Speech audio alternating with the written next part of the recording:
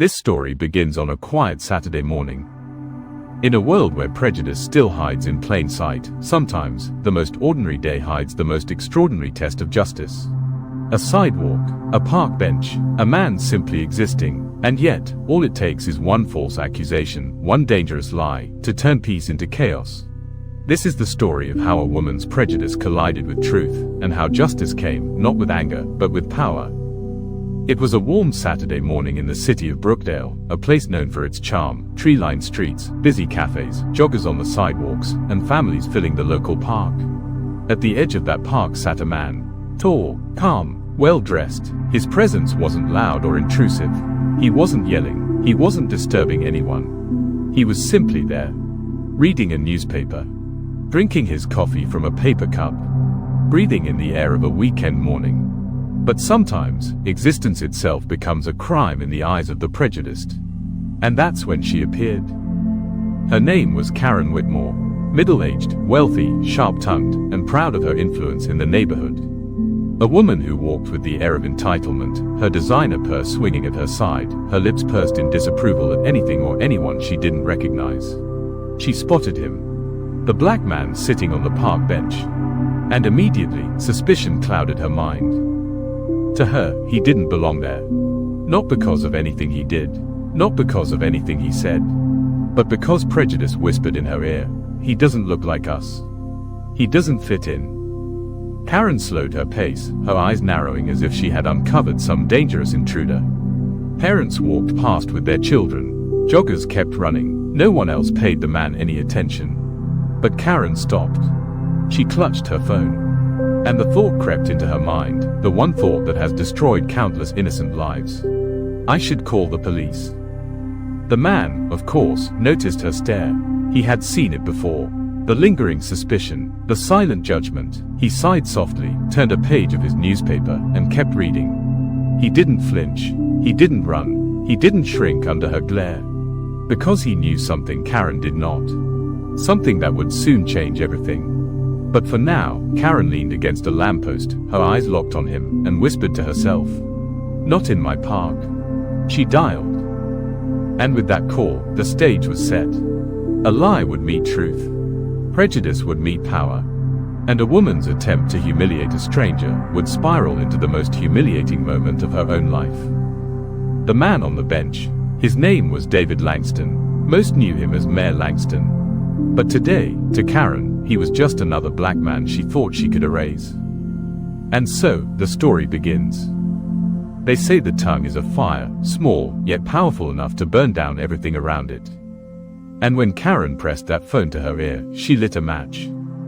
Karen's voice trembled with outrage as she spoke to the dispatcher. "Yes, hello, there's a man here at Brookdale Park, a suspicious black man just sitting around. He's staring at people. I think he might be dangerous." Her tone was urgent, but false.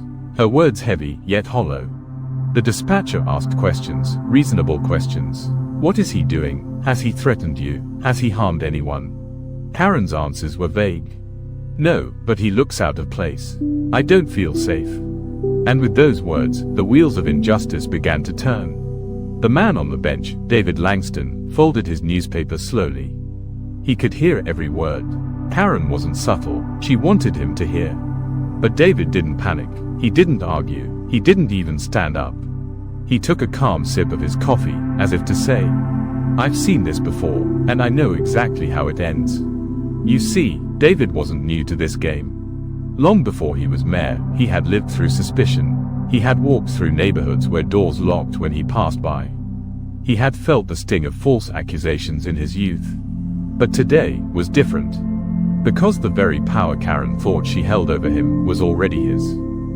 Minutes later, the sound of sirens echoed faintly in the distance. Karen smirked, her eyes locked on David like a predator certain of its victory. She adjusted her sunglasses, lifted her chin, and crossed her arms in satisfaction. "We'll see how long you sit there once the police arrive," she muttered. David met her stare, calm, unmoved. And in that silence hung an irony so thick it could choke. The first squad car rolled up along the edge of the park. Two officers stepped out, one younger, eager to prove himself, the other older, seasoned but weary from years of calls just like this one. Karen waved him down dramatically, pointing toward David as if she had just caught a criminal in the act. That's him. That's the man. I don't know what he's planning, but I didn't feel safe with him just sitting there. Please, do something. Her voice quivered, not with fear, but with performance. The officers turned their eyes toward David. In that moment, the world seemed to freeze. A man, simply sitting on a bench, was about to be judged not by his actions, but by someone else's prejudice. And everyone in the park watched. Children stopped playing. Joggers slowed their pace. Even the birds seemed to quiet, as if waiting for what would happen next. David slowly set down his coffee. He didn't flinch. He didn't argue. Instead, he spoke with a calmness that carried weight. Officers, is there a problem? The younger officer stepped forward, his hand brushing near his holster. Sir, we got a call about suspicious behavior. Do you have identification on you? Karen's smirk widened. This was the moment she craved. Humiliation, public spectacle, power. David reached into his coat pocket slowly, carefully, aware of every eye, every heartbeat pounding with tension, and pulled out his wallet. He handed over his ID. The officer glanced at it, then stopped. His eyes flickered. His posture stiffened. Something wasn't adding up. The ID didn't show just a name. It carried a title, a position, a weight of authority that no ordinary citizen carried. The officer looked up at David, then back at the ID, then back at David again. Silence. Karen's voice cut through, sharp and impatient. Well, what are you waiting for? Remove him. He doesn't belong here. But the officer didn't move. His partner leaned over, glanced at the ID, and his eyes widened. The air shifted. Karen didn't notice, but everyone else could feel it. The woman thought she had won. But what she didn't know was that the man she tried to erase was the very leader of her city. Injustice often thrives on silence. But every once in a while, truth arrives like thunder. And when it strikes, there's no denying its power. The younger officer's hands trembled slightly as he held David's ID. His partner, Officer Reyes, leaned closer, his brow furrowing as recognition set in. Wait a second, Reyes whispered. His voice dropped low, almost reverent. This is Mayor David Langston. The words weren't loud, but they carried weight. The kind of weight that shifts the air, that makes even the trees stand still. Karen blinked, confused. Mayor who? She scoffed, laughing bitterly. No, you've got the wrong person. That's not the mayor. That's just some guy loitering in the park. Don't let him fool you. But the officers didn't answer her. Their eyes were locked on David. And David finally lifted his gaze from the ground, meeting theirs with a calm authority that needed no introduction. This was not just a man on a bench.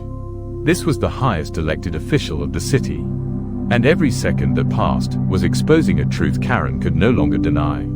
The younger officer straightened his posture immediately, his tone shifting from suspicion to respect. Mr. Mayor, I apologize. We didn't realize. David raised a hand, stopping him mid-sentence. His voice was firm, steady, and calm. Don't apologize to me. Apologize to every man who has ever been treated like a suspect for simply existing. Apologize to every child who grows up learning that their skin makes them dangerous in someone else's eyes. His words cut through the silence like a blade. Karen froze. Her face flushed red. The smirk she had worn with pride just moments earlier was gone. Mayor, she stammered, shaking her head in disbelief. No, this can't be true. He doesn't look like the mayor. The crowd that had gathered, joggers, parents, bystanders, all gasped. Some shook their heads in disgust. Others whispered angrily. A mother clutching her child muttered under her breath. This is what we mean when we say prejudice kills. The officers turned to Karen now, their expressions hard. Ma'am, Officer Reyes said sternly, do you understand what you've done? You called in a false report. You wasted emergency resources. And you endangered an innocent man, our mayor, because of your assumptions. Karen's mouth opened and closed like she wanted to speak, but the words refused to come. She wasn't in control anymore. Her power had slipped away. And in that moment, the balance shifted. What began as an attempt to strip a man of his dignity was unraveling into the most humiliating moment of her own life. David rose slowly from the bench. Every movement was deliberate, commanding, filled with presence. He wasn't just standing for himself.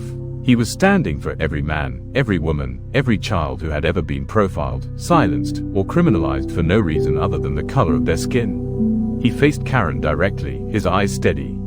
"You didn't see me, Karen. You only saw what you wanted to see. A threat, a danger, someone who didn't belong. But let me be very clear, this park, this city, this country, belongs to all of us." The crowd erupted in murmurs, nods, and even a few quiet claps. Karen's face burned crimson. She wanted to disappear, but there was no escaping the eyes of the community, eyes that now saw her for what she truly was. The woman who thought she held power had just been exposed before everyone. And the man she tried to erase was the very leader of her city. Power is not always loud. Sometimes, true power is calm, silent, unshaken. And in this moment, David Langston, the man Karen tried to erase, no longer sat as a target. He stood as the undeniable center of authority. The park was silent except for the rustle of leaves and the nervous shuffle of Karen's feet. David looked at her, not with rage, but with something far more piercing, disappointment. "You called the police on me," he said firmly, his voice echoing across the park. "Not because I was breaking the law, not because I was harming anyone, but because I made you uncomfortable by simply existing." Karen swallowed hard. Her voice shook as she tried to defend herself. I didn't know. I thought." But David raised a hand, silencing her. "No, you didn't think, you assumed, and that assumption could have destroyed me if I weren't who I am. Imagine if I were just another man sitting on this bench. Imagine if these officers hadn't recognized the name on my ID. What would have happened then?" His words carried more than weight, they carried history. Every wrongful arrest, every false accusation, every name that never made it to the headlines. He wasn't just speaking to her, he was speaking to all of them. The crowd murmured, heads nodding, faces grim. Some even began recording the moment on their phones, knowing they were witnessing something powerful. Karen's composure cracked. Her voice, once sharp and commanding, now trembled like glass ready to shatter. "I didn't mean any harm. I was just trying to keep the neighborhood safe."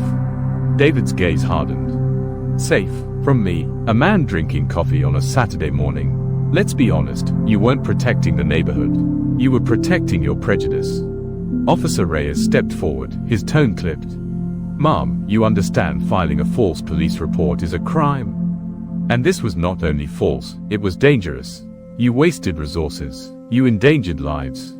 Karen's lips quivered. She opened her mouth to argue again, but the crowd's eyes burned into her. Every attempt at defense only made her look smaller, weaker, more exposed. And here it was. The power she thought she held, the power of her phone call, her voice, her entitlement, was gone. Stripped away in front of the very community she thought she controlled. David stepped closer, not threatening, but steady, firm, commanding. "I am the mayor of this city. My job is to protect every citizen, black, white, rich, poor, young, old. But today, I was reminded of how far we still have to go. Because if the mayor of this city can be targeted while sitting quietly on a bench, what chance does the ordinary man have?" His words struck deep. A father holding his daughter whispered, "He's right, that could have been me." A young black teenager recording on his phone muttered under his breath, "Finally. Somebody said it." Karen shook her head frantically, her hands trembling. "Please, I didn't know. I didn't realize who you were." David's response was sharp, unwavering. "And that's the problem, Karen. You shouldn't have to know who I am to treat me with basic respect. You shouldn't have to know my title to see my humanity." And with those words, the power shifted completely.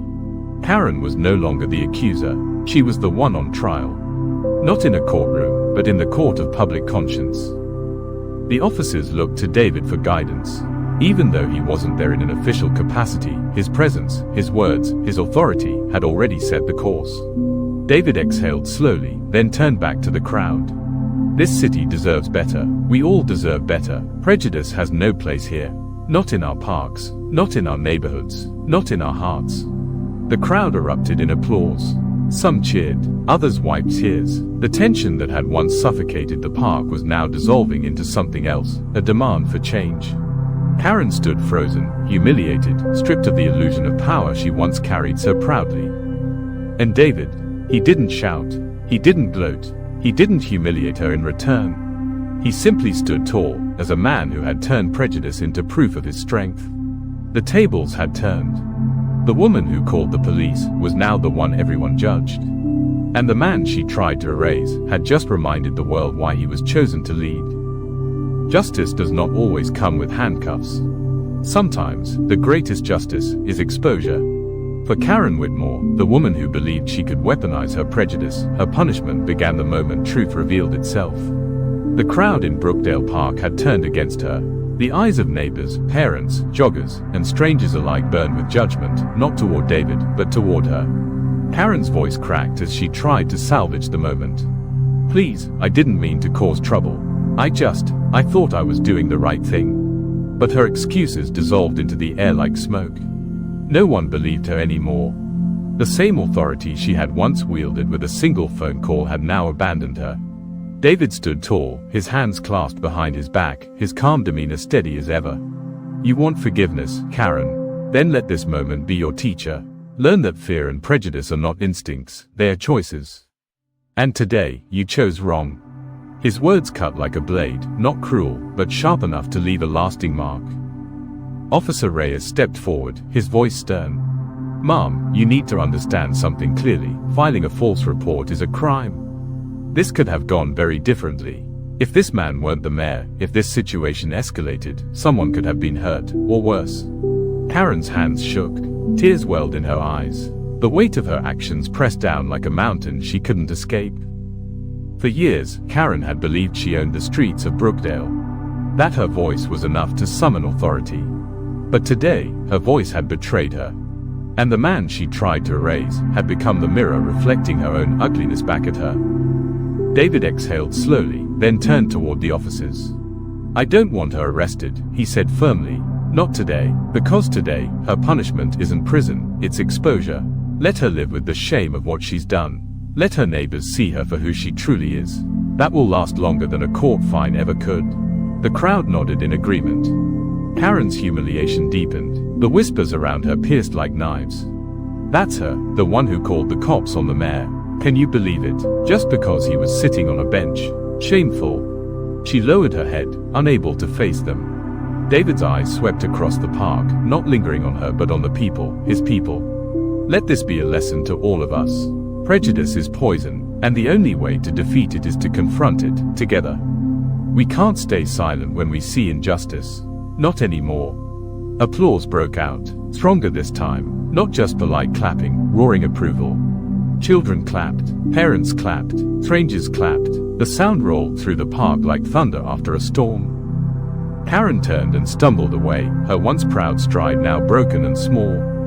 The crowd parted, but not out of respect, out of rejection. She walked through a sea of eyes that no longer admired her, no longer feared her, but pitied and condemned her all at once. And with every step she took, the weight of her own choices pressed harder. David sat back down on the bench, lifting his coffee cup with calm authority. He didn't need to chase her. He didn't need to gloat. He had already won. Not just for himself, but for everyone who had ever been silenced by voices like hers. And so, the tables had turned. A woman who once believed she could weaponize her privilege was left powerless. A man who was targeted simply for existing reminded the world that dignity cannot be erased. And justice was served, not in a courtroom, not in handcuffs, but in the undeniable truth that respect is not optional, it is owed. The camera of the mind fades on David, the mayor, sitting once again in peace on the same park bench where it all began. But this time, the air was different. This time, the park felt safer. Because truth had spoken. Remember this, never judge a person by what you assume. Because the one you try to tear down may just be the one chosen to lift everyone up. If you believe in truth, justice, and the power of storytelling to inspire change, you're in the right place. Subscribe and be part of our community to explore more exclusive and insightful contents on these pertinent topics.